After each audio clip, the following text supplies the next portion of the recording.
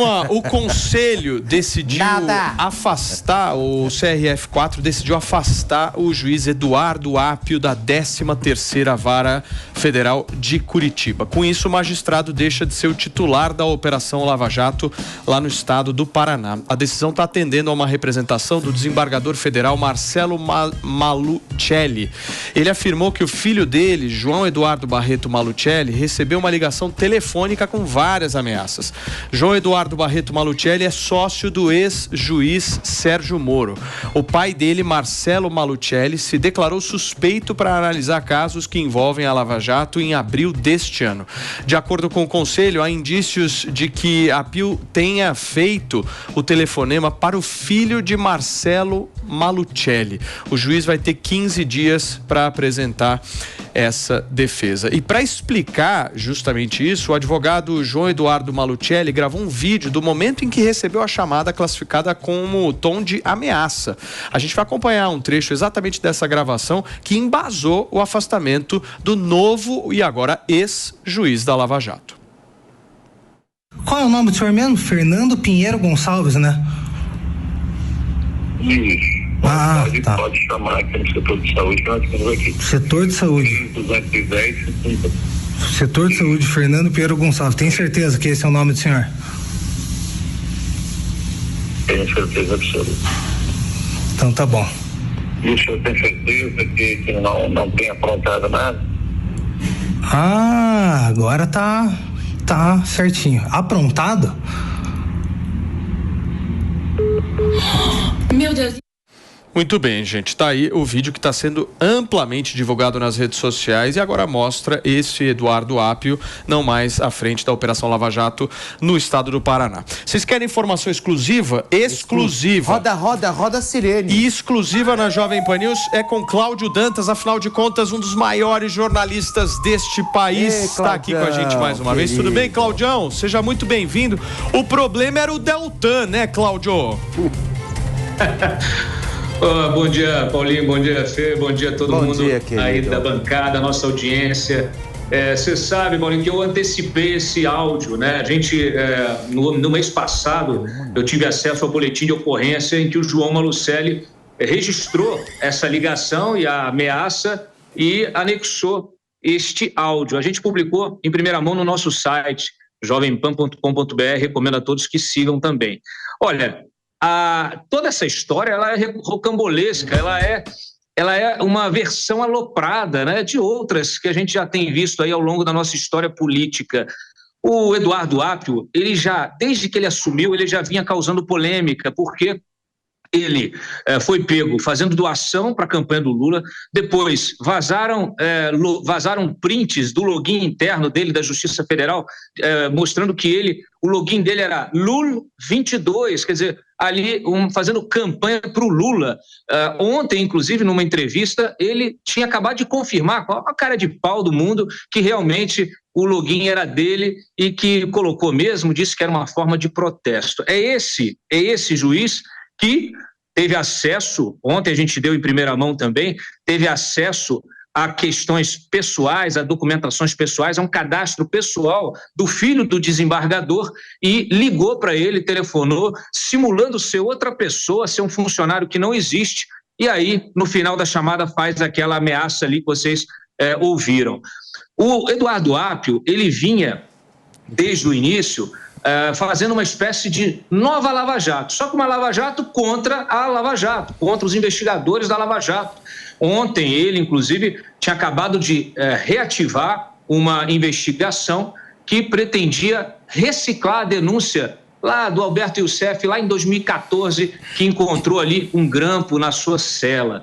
Ele também foi o responsável por acabar ali, retirar as acusações contra o Rodrigo Tacla Duran, um doleiro sabidamente criminoso que pagou propinas, era usado para pagar propinas para diversas empreiteiras, para diversos políticos, e ele, então, o Eduardo Apio, ouviu o Tacla Duran, reabriu um processo, esse processo acabou indo parar lá no STF, e que está o Sérgio Moro sendo investigado agora por causa dessas acusações que também são recicladas, que nunca foram provadas. Então esse é o juiz né, que todo mundo aí estava incensando ele, o pessoal do PT, a esquerda toda incensando o Eduardo Apio, ao mesmo tempo que atacam o Sérgio Moro desde lá de trás, dizendo que ele não era imparcial. O que é o Eduardo Apio? É imparcial ou é meio doidinho? Ô, Cláudio, eu confesso pra você que eu não sei responder essa tua pergunta, porque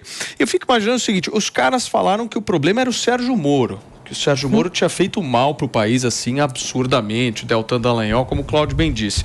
Mas nós estamos falando aqui de um juiz, o juiz de uma operação de combate à corrupção, que finge ser um funcionário da justiça. Vocês têm noção da gravidade que é isso? O cara finge, pega o telefone, finge ser um funcionário da Justiça Federal, e aí o cara pega, liga para essa outra pessoa através de um número bloqueado, ou seja, tudo organizado para o cara não ser de maneira nenhuma pego nisso, utiliza o nome de um interlocutor, e aí o cara começa a pedir informações do imposto de renda pro cara, assim, do nada. E obviamente foi, aliás, como que chama esse cara que gravou o vídeo aí, ô Cláudio, você tem conhecimento de quem é essa... É o advogado João Malucelli. Foi muito bem, né? Ele vem a ser namorado da filha do Sérgio Moro. E ele, porque lá no Paraná as coisas são assim, né? Curitiba ali é um pequeno universo. Então, ele é filho de um desembargador que foi responsável por anular uma decisão do Eduardo Apio sobre o Tacla Duran. E aí, no dia seguinte dessa anulação, é que ele faz essa chamada para o filho do desembargador, fazendo essa ameaça.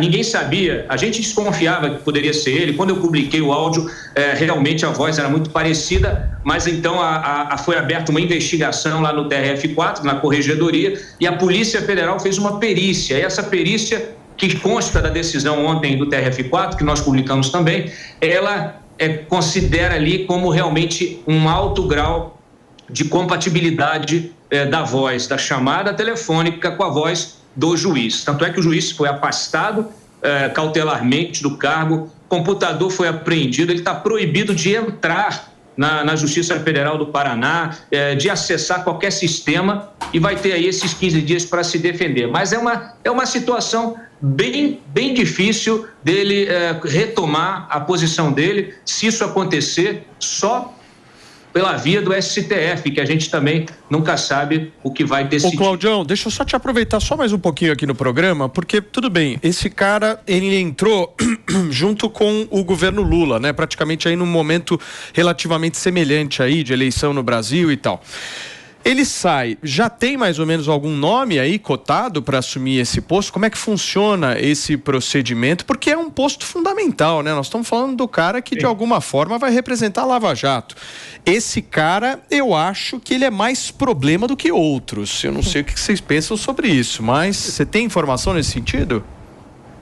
A titularidade desses casos da Lava Jato, a 13ª Vara Federal em Curitiba não investiga só os processos da Lava Jato, até porque a maior parte desses processos já foram concluídos, mas ainda tem ali algum processo remanescente. Mas o que o Eduardo Apio estava fazendo era desencavar esses processos, refazer esses processos. E estava muito dedicado a isso, sendo incensado pela esquerda, pelo PT, recebendo visitas de advogados importantes, né, que a gente vê aqui nos corredores de Brasília, nos corredores do STF, alguns andando de bermuda.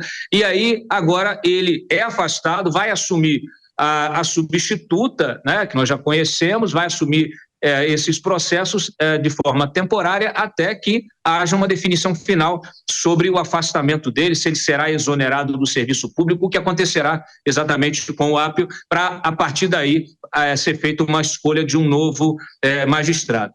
Eu quero só ressaltar, Paulinho, antes da gente terminar, que o Apio, já na sua posse, já foi questionado sobre a parcialidade dele, ou a imparcialidade dele necessária para o cargo. Por quê? Porque ele é filho de um ex-parlamentar que foi investigado na Lava Jato. E o nome dele surgiu numa operação imobiliária com o André Vargas, ex-deputado federal do Paraná, do PT. Uma transação imobiliária também muito suspeita, que levou até à denunciação do próprio André Vargas, mas ele acabou ficando de fora, porque como é magistrado e tal, mas já lá atrás já estava envolvido numa transação imobiliária suspeita. Então, desde cara, já não estava bom esse negócio. Com tudo que surgiu depois, ficou muito claro que ele não tinha parcialidade necessária. E agora, com a comprovação dessa ameaça, desse trote com ameaça, dessa verdadeira operação aloprada, é inviável qualquer retorno dele ao cargo. Muito bem. Gente, participou com a gente aqui do Morning Show desta terça-feira o jornalista Cláudio Dantas, que está arrebentando lá nos Pingos nos Is todos os dias. Muito bom, hein? Às 6 horas da tarde e também coordenando toda a turma da Jovem Pan em Brasília. Obrigado, Cláudio. Valeu, querido. Um abração para você. Valeu, queridão.